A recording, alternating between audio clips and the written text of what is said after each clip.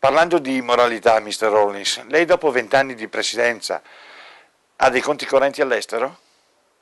As I sit here now, I am opening. My wife and I are trying to open an account, in Europe.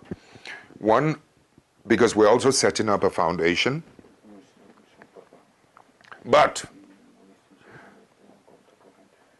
you better listen to me carefully. Until I left all my life, together with that of my wife, until I left office, schooling, officer, and until I left office in the year 2000, I never had a foreign account. Never. The CIA, the German intelligence, British MI5, your Italians, the French, all of you go and look into every bank account. And to tell the world whether my wife and I ever had $1, 1 penny, anywhere, in any bank, in any part of the world before I left office. I never did. Interestingly, and it never occurred to me, I had no desire for it. The only time it struck me that I needed a foreign money was when my wife was ill. And it was a situation we could not deal in my country, in Ghana. And we looked for the most affordable place, which was in a university in Europe. That was the first time I suddenly realized how naked I was in terms of, I couldn't even save my wife's life, a very noble lady who had been through trying times with me. That's when I started calling around the world, friends, can you help, etc. So, having no account, oh, by the way, before I left office, we knew she was going to have this operation, so we had even put a little money aside. I think it was about $22,000 it was going to cost us. My wife is asthmatic, and over the years, it has developed its side effects, both in her intestines and other complicated places. So it was going to be quite an expensive, this thing. And you listen to me carefully.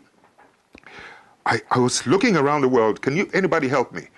It's not for myself, I have no account. This is the address of the hospital. This is how much it's going to cost. I mean, it was the most shocking, painful experience I'd been across, that I could hardly get any assistance early enough. My government, who knew, the new government, who had taken over from me, who knew I needed help, and that we had made preparations, refused.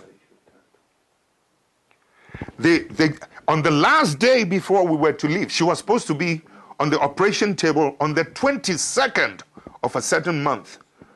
2 days before, that's when I got a letter from the president's office, a 3-page letter, conditions I had to fill, a whole lot of rubbish. We got a ticket, we flew to London. This president, or this man who was a president who had been in office for almost 20 years, 10 years, 18, plus whatever it is, 8 plus another 2, almost 19, 20 years. I had no dollar account anywhere, and I had to stop in London to borrow money from someone so that I could go and do my wife's operation. You listen to me carefully. About 8,000, to take care of her needs, etc., into the hotel. 22,000 it was going to cost us, either dollars or euro, I think it was dollars, into the hospital. When the operation, after a while, I had to leave and go back to Ghana and left her. Here's the shocking part of it. After the operation was done, on borrowed money, people don't believe it, but it's true, on borrowed money, when the operation was done, she was discharged into the hotel so that she could be brought in once in a while, for checkup, a review. Can you believe that when the driver of the embassy under the new government informed the ambassador that I have to take Mrs. Rawlings, for a review, the ambassador said no. In Switzerland, the Ghanaian ambassador, it happened in Switzerland, said no. The driver was so shocked, he put the embassy car key on the table, went and used his own personal car to go and drive my wife to the hospital for the review. This is the kind of vicious petty-mindedness that you can sometimes run in parts of the world in terms of my relationship with this character that, your Western powers or the Western powers have promoted, and they are trying to sanitize his image as if he's the cleanest, finest head of state in Africa. It's absolute rubbish.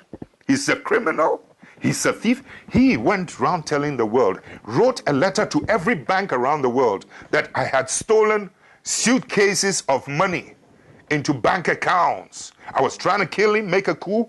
I had stolen 19 cars, etc. All of them were false. I will not tell you something that the bank... It took 3 months for me to be able to open a bank account through somebody. Finally, when the bank manager was going to open that account for me, do you know what he told his Swiss friend? You can come and do it. Every day he goes there. Is it open? Is it open? Is it open? Finally, after 3 months, the man told my friend that he is one of the few African heads of state who does not own a foreign account. You can now come and open the account for him. I mean, the point I'm trying to make is, look at the difficulty I had from my own government, from outside. But then the other side of it is that to be so mean that not even the driver could send my wife for a review. That ambassador, for being so, he was so mean, the government withdrew every protocol facility as a former head of state. I have to carry my own suitcases, never mind.